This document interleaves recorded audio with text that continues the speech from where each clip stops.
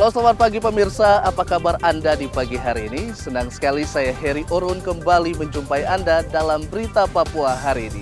Dan telah kami siapkan beberapa berita teraktual yang terpercaya dan 3 berita utama telah kami sajikan untuk Anda.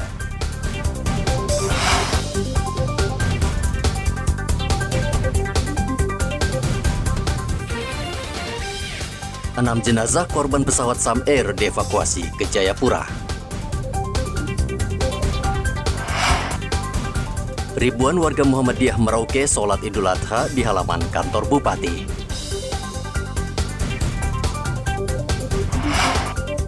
Pedagang Cakbong masih berjualan di Seperindak ancam segel lapak pedagang.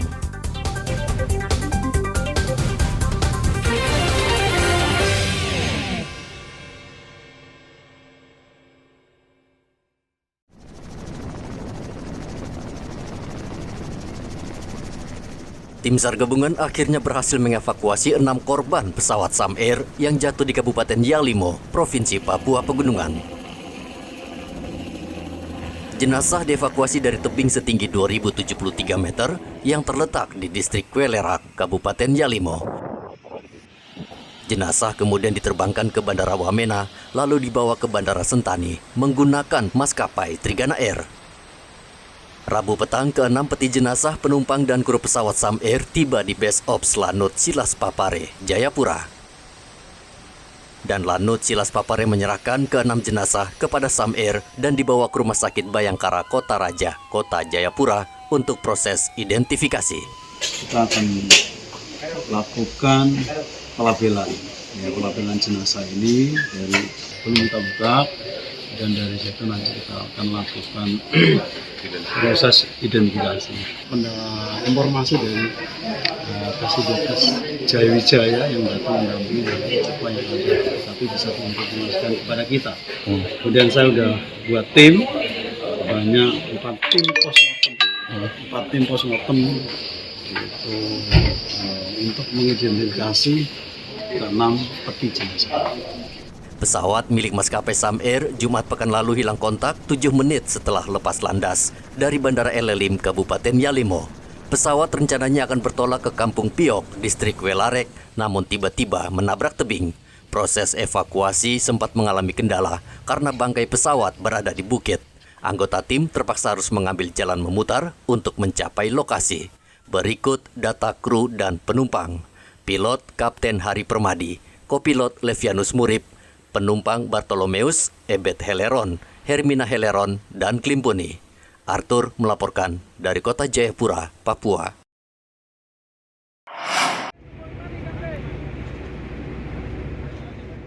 Tim SAR berhasil mengevakuasi 2 dari 8 awak kapal Farida Indah yang dilaporkan hilang beberapa waktu lalu. Kedua ABK berhasil diselamatkan kapal nelayan di perairan bagian barat atau sekitar 80 mil dari Timika dalam kondisi selamat. Untuk mencapai lokasi, tim SAR gabungan harus menempuh perjalanan selama 10 jam. Tim SAR telah berkoordinasi dengan kapal yang melintas di perairan Laut Timika, Dobo, hingga Kaimana agar memberikan informasi bila menemukan 6 ABK KM Farida Indah yang hingga kini belum ditemukan. Hari ini tim rescue berhasil mengevakuasi 2 dari 8 penumpang atau person on board yang dicari atas nama Bakris dan Ahmad. Tim rescue melaksanakan aksi untuk mengevakuasi kedua korban tersebut.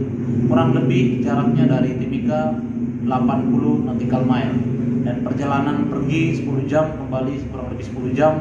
Total perjalanan 20 jam dengan cuaca, dengan kondisi gelombang. Namun tim rescue berhasil melaksanakan evakuasi terhadap 2 orang tersebut. Adapun 6 orang masih dalam pencarian, sehingga kami berkoordinasi dan berkomunikasi dengan kapal yang melintas di perairan Timika dan Dobo sampai ke Kaimana untuk mendapatkan informasi sehingga ke-6 korban lagi yang belum ditemukan bisa dapat ditemukan. Kapal Farida Indah sebelumnya bertolak dari Timika dengan tujuan Kabupaten Asmat. Kapal dengan 8 ABK membawa bahan bangunan diduga mengalami kecelakaan di Laut Mimika pada 19 Juni lalu. Dari Mimika, Papua Tengah, Igobat Momolin melaporkan.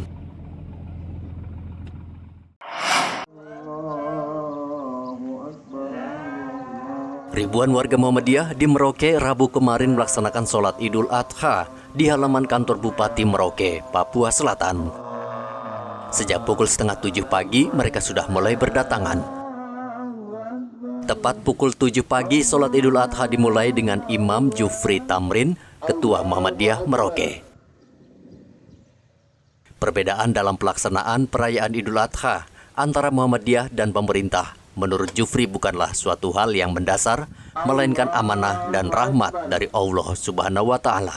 Kita bersyukuri adanya suasana yang membangun di dalam kultur kita bahwa Perserikatan Muhammadiyah senantiasa menjalin hubungan satu sama lain walaupun dalam perbedaan di dalam satu sisi. Ya, hal inilah yang kita bisa lihat di kabupaten yang kita cinta di Merauke ini, bahwa alhamdulillah banyak dari beberapa kalangan yang hadir di tempat ini dalam rangka mengikuti Aid atau Idul Adha pada pagi hari ini. Maka kita mengharap ke depan perbedaan di dalam pelaksanaan ibadah seperti ini tidaklah menjadi suatu permasalahan, tetapi ini menjadi kita membangun sebuah ukhuwah kebersamaan di dalam perbedaan. Olehnya itu kita mengharap supaya perjalanan ini bisa ke depan membangun kita bersama-sama di kabupaten yang kita cintai di Merauke ini. Umat Islam di Merauke secara umum baru akan melaksanakan sholat Id pada hari ini sesuai dengan keputusan pemerintah. Muhammad Ridwan melaporkan dari Merauke, Papua Selatan.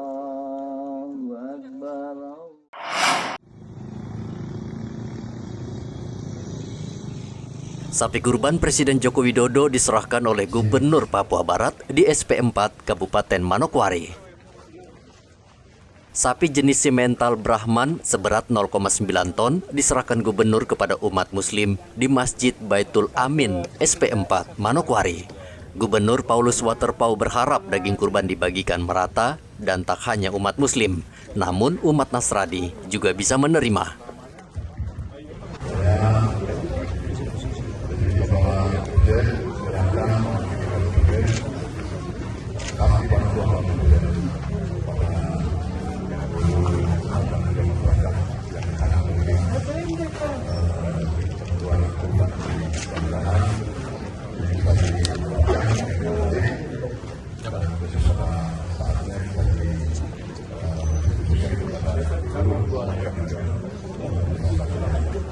Dapat ini kami mengucapkan banyak terima kasih pada Bapak Presiden, dan kami siap untuk melaksanakan amanah ini, dan nanti kami akan distribusikan kepada seluruh masyarakat yang ada di sini dengan harapan mudah-mudahan memberikan kebaikan bagi kita semuanya.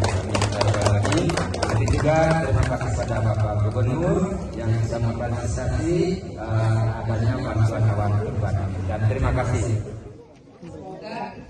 Pemprov Papua Barat bersama tim penggerak PKK menyerahkan 48 sapi kurban yang tersebar di 7 kabupaten.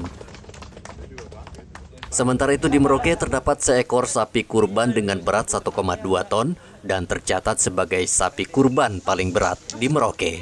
Pak, sapinya sampai segede ini hasil perkawinan apa natural itu apa nih Pak? Hasil kawin suntik IB. IB ya? Itu bibit apa bibitnya sapinya dari Simental. mana? Simental ya, namanya ya? Iya.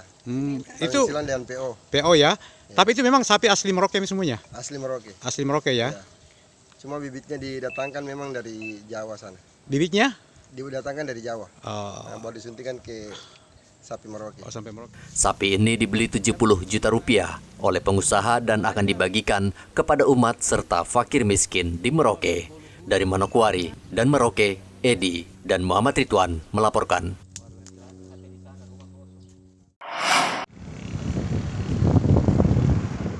Perseteruan antara penjual pakaian bekas impor atau cakar bongkar dengan Disperindak Merauke terus bergulir.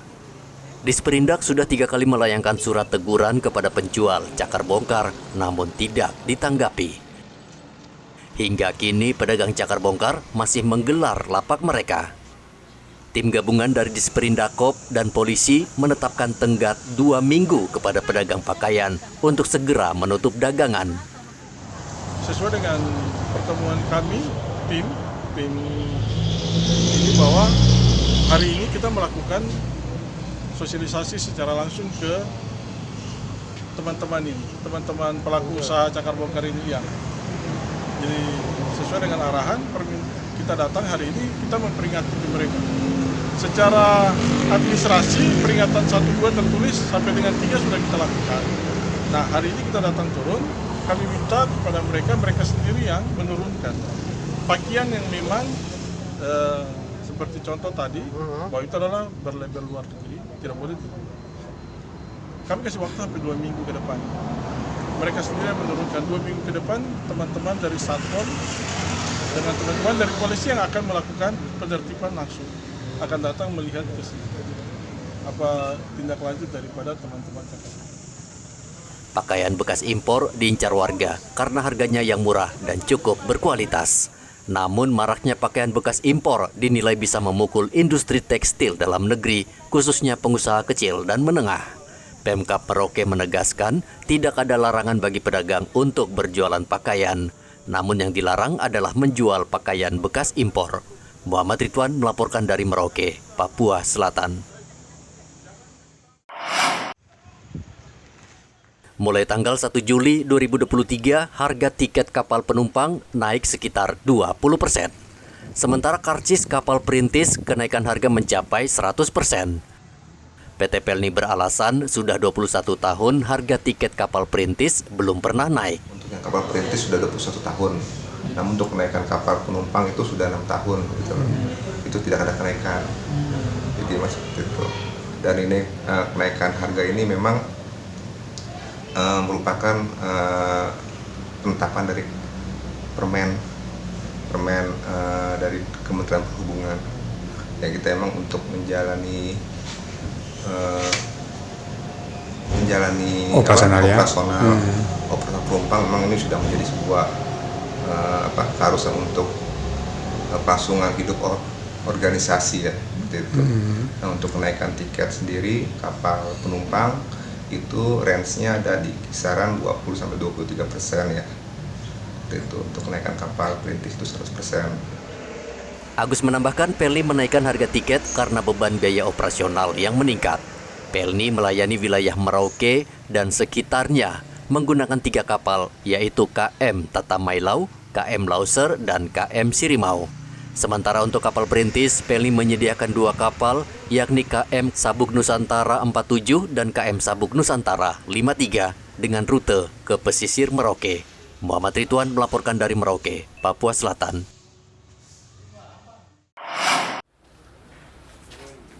100 kg daging babi diselundupkan masuk ke kota Sorong, Papua Barat Daya, lewat transportasi udara.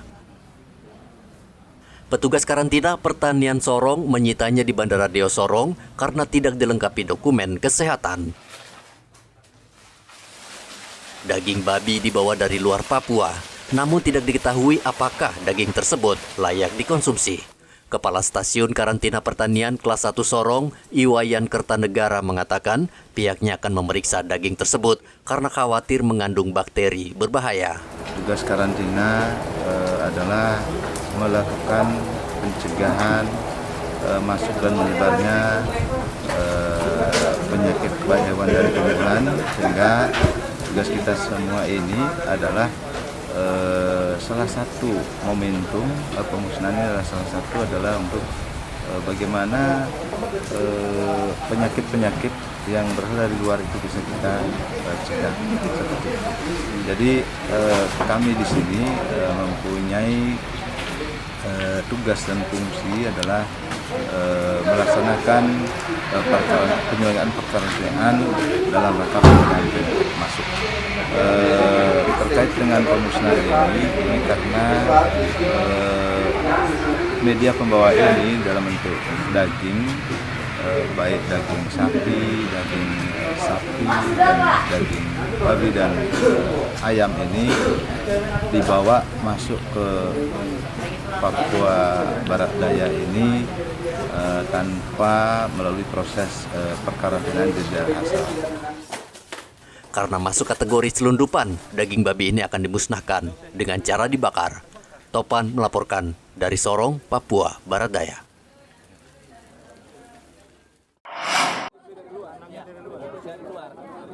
Pemprov Papua Selatan saat ini tengah menggelar pasar murah untuk membantu warga yang tidak mampu membeli bahan pokok yang belakangan harganya terus naik. Pasar murah ini tidak hanya digelar di Papua Selatan, namun serentak di seluruh Indonesia. Pasar murah juga bertujuan menjaga tingkat inflasi agar stabil.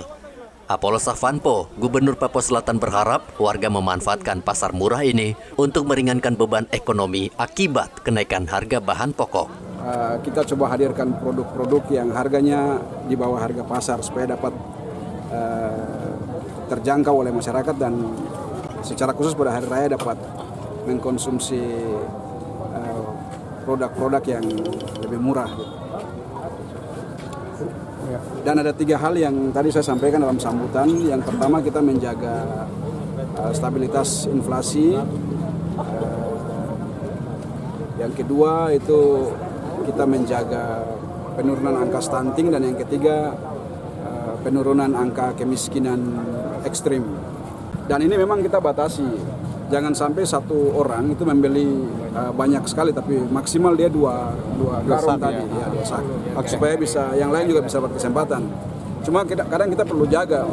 Kadang mungkin siang ini bapaknya yang datang beli, nanti sore ibunya yang datang beli, malam anaknya lagi ya.